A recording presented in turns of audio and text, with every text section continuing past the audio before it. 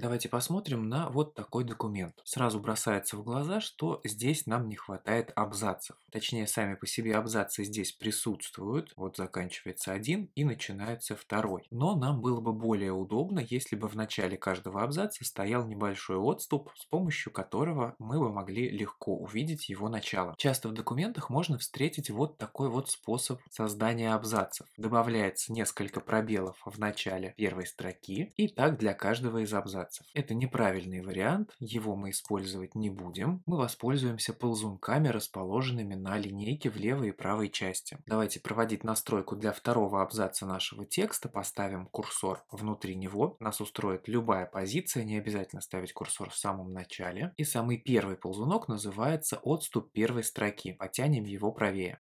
Мы видим, что первая строка нашего абзаца сдвинулась ровно на то расстояние, на которое мы протянули наш ползунок. С помощью такого способа можно настроить отступы и для всех абзацев в документе. Для этого необходимо предварительно выделить весь текст. Этот вариант более правильный, потому что он позволяет сделать так, чтобы расстояние от края абзаца до первой буквы было всегда одинаковым. Следующий ползунок называется отступ слева, и он отвечает за расположение левой части абзаца. Потянем за него, и мы увидим, что левая граница абзаца сместилась правее. Все ползунки можно протягивать в любую сторону. Давайте попробуем потянуть за него наоборот левее, и тогда наш абзац выступает за границей текста. Обратите внимание, что когда мы тянем за этот ползунок, то ползунок, отвечающий за отступ первой строки, тоже тянется в том же направлении. То есть логично сначала настроить отступ для левого края абзаца, а потом уже подстраивать под него отступ для первой строки. И аналогичный ползунок есть в правой части линейки, он отвечает за правую границу абзаца.